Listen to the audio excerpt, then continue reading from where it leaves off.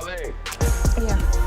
what's good? What's up? I'm saying, what's good? No, you know, dinner and stuff. Well, Jess just came up. I was trying to take care of I her. didn't know she was here. What's she doing here? My friend, I gotta be there for Is you her. a caretaker now?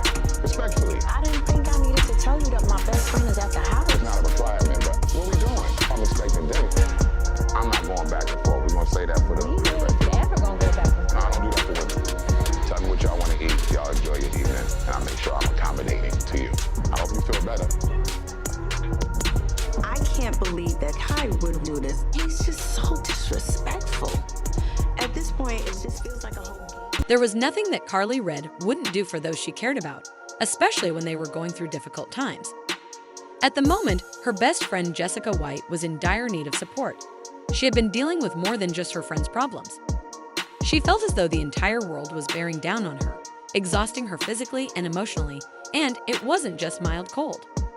Without hesitation, Karlie opened her home to provide Jessica with a safe haven to recuperate and reorganize after noticing her friend in distress. The first person to offer assistance was always Karlie. Karlie was determined to give Jessica what she needed, a space where she could let her guard down and feel free from judgment. She offered a couch to crash on, a place where you could heal and escape from whatever turmoil you were going through. It had been a difficult few months for Jessica.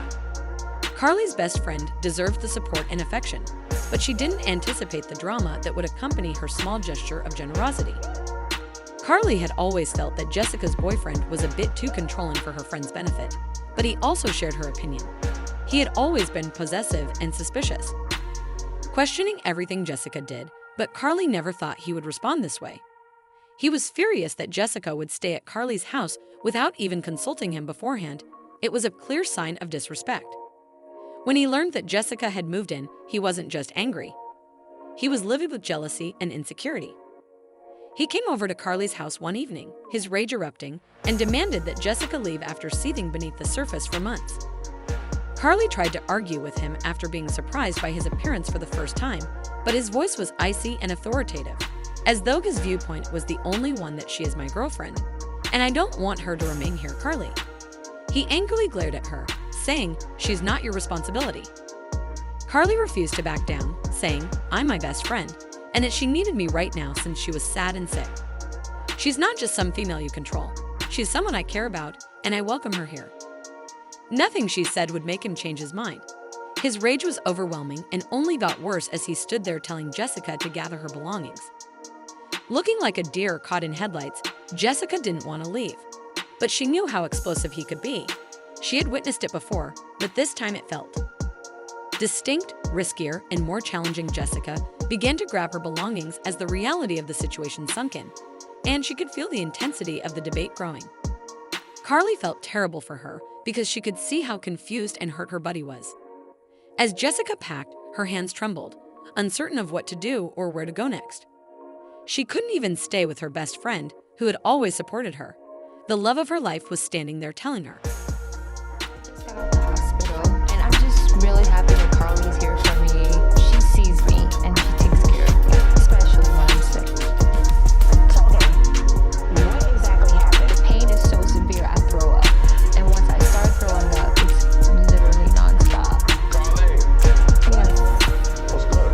What's up? I'm in an awkward position right now because Kai and I are still working together, but we're also living together. Of course, I still love Kai. Yes, I want to be with him, but he has to learn it's me, and that's it. This is just a serious entanglement. I'm saying, what's good? No, you know, dinner and stuff. Well, Jess just came up. I was trying to take care I of didn't know she was here. What's she doing here? my friend. I gotta be there for Is you a her. caretaker now? Respectfully. I didn't think I needed to tell you that my best friend is at the house. It's not a requirement, but what we doing? I'm expecting dinner. Yo, Karlie, who the walks in the house? Sorry for the person's name like that. You walked in, man? Ooh, he makes me sick. She just came to see me. I wanted to take care of her. I understand that, but let me know respectfully if I'm gonna come through the door. I'm expecting dinner. You don't let me know, and I'm not gonna pick up food, anything. Text me what you want to eat, I'll order to go pick it up. It's all good. It's healing. It's healing. You just brought unhealing energy I was in concerned here. about you. How's it unhealing? How are you trying to bring healing energy to me when you said you didn't even Because walk I in just walked here? in and she informing me why you were here.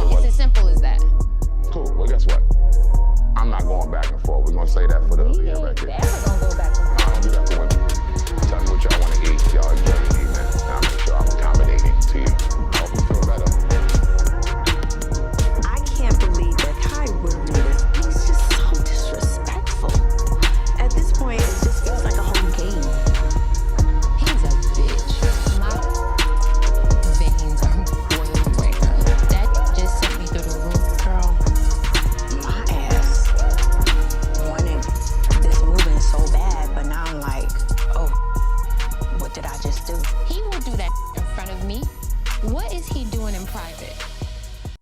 Karlie was overcome with rage for her friend, upset that she was being put in such a difficult situation. She had always understood that Jessica's relationship was toxic, but now more than ever, it was abundantly clear that Jessica's boyfriend had made it clear. Karlie whispered softly as she approached her friend, "You don't have to go back to that. You deserve better," acknowledging that he would do whatever it took to control every part of her life, even if it meant separating her from those who genuinely cared about her. "I don't know what to do," she said in a murmur. "I love him," Karlie, shaking her head. "Although I don't want to lose him, this is also problematic." Carrie watched helplessly as Jessica, knowing she would be walking back, scooped up her luggage and headed for the door. Karlie had never felt so helpless while watching her best friend disappear piece by piece into a poisonous relationship. When the door closed behind Jessica, Carrie remained there, her fists clenched in despair, and she was furious not just at nobody should have to choose between their own well-being and love in this scenario, even Jessica's partner. The idea that Jessica was being used sickened her, and she was filled with rage at how someone could abuse someone they claimed to love. Consequently, when Karlie sat down later that evening to consider what had happened, she couldn't help but think about Jessica. She knew her friend had a good heart and that she needed someone who would cherish and respect her and be there for her no matter what. Jessica wasn't seeing it yet, but the next day Karlie texted her, "I'm here for you all always." It was brief, but Karlie meant every word since she knew Jessica might not be Karlie was prepared to break up with her boyfriend, but she would always be there to help Jessica when she needed it most. As for Jessica's boyfriend, she couldn't bear the idea of him hurting her best friend anymore if he believed he was. He had another thing coming if he thought he was going to get away with treating Jessica this way. Carrie wasn't the kind of person who would remain silent while her friends were mistreated. If he attempted to visit again, she would make sure he understood that nobody had tampered with her family, not now.